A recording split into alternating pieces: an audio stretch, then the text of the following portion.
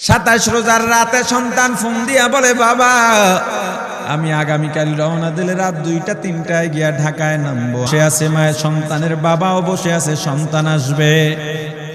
রাত্র 2টা-3টা হয়ে গেছে, সাহারির সময় হয়ে গেছে, সন্তানের খবর নাই।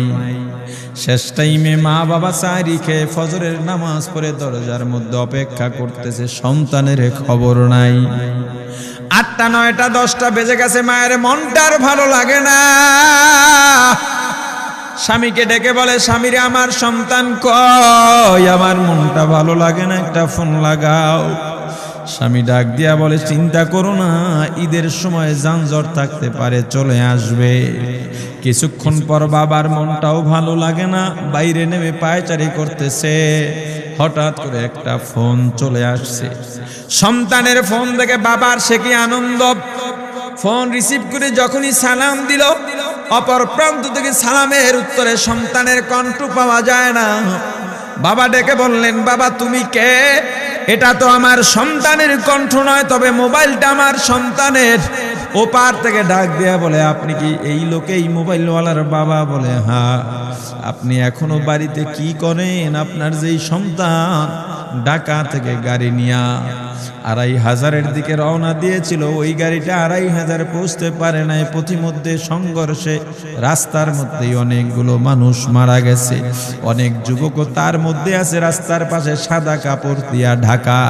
দেখেন আপনার সন্তান এই লাশের মধ্যে আছে কিনা। মোবাইলটা আমি রাস্তার পাশে পড়ে পাইলাম। বাবা পাগলের মতো একটা দৌড় দিছে। মা মনে করছে সন্তান বুঝি কাছাকাছি চলে আসছে। অন্যান্য সন্তানদের ডাক দেয়া বলে, তোরা কে, কোথায়, এদিকে আয়, তোদের ভাই বুঝি কাছাকাছি আসছে। আমার কলিজার টুকরা সন্তান, তোর বাবা যে আগায় আনতে গেছে, তাড়াতাড়ি নতুন চাদর বিছা, বালিশের কভার গুলো খুলে নতুন কভার লাগা, পানি গরম বসা, আমার সন্তান এসে গোসল করবে। আহারে সবাই ফুলের মেলা, ফুলের তোড়া নিয়ে অপেক্ষা করতেছে। 4টা বছর কলিজার টুকরা বাড়িতে নাই, বিদেশ থেকে আসবে। বাবা স্পটে গিয়া দেখেন অনেকগুলো লাশ সাদা কাপড় দিয়া ঢাকা। একটা একটা মাথার উপর থেকে কাপড় উঠান আর কৌতূহল বাড়তেছে, কাপড় উঠান আর কৌতূহল বাড়ে।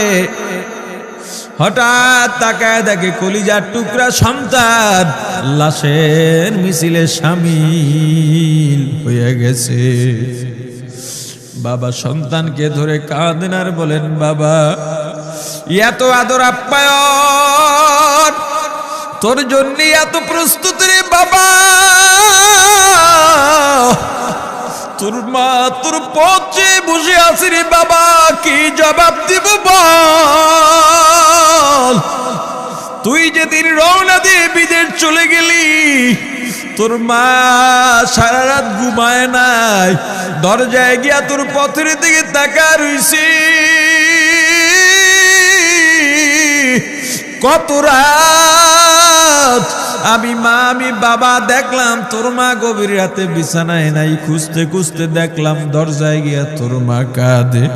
কত রাত তোর মা তোর জন্যে নামাজ পড়তে পড়তে রাত্রটা নির্ঘুম কাটায় দিছে রে বাবা।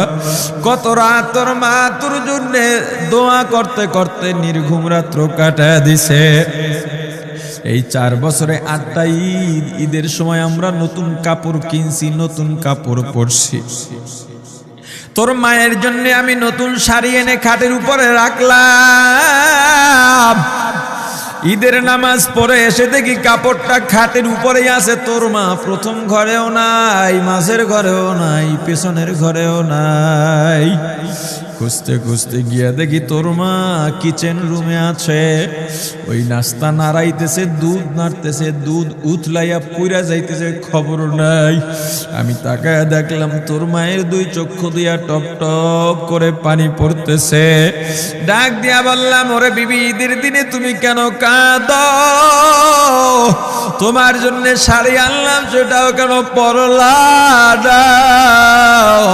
তোর মা জবাব দিয়া বলছে, রে স্বামী গো,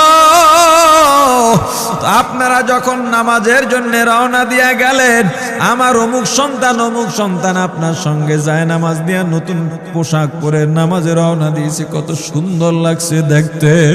হঠাৎ করে তাকায় দেখলাম আমার কলিজের একটা মানিক আপনাদের সাথে নাই। আমার মনটার ভালো লাগে না, আমি ফোন দিলাম আমার মানিকের কাছে। ফোন রিসিভ করে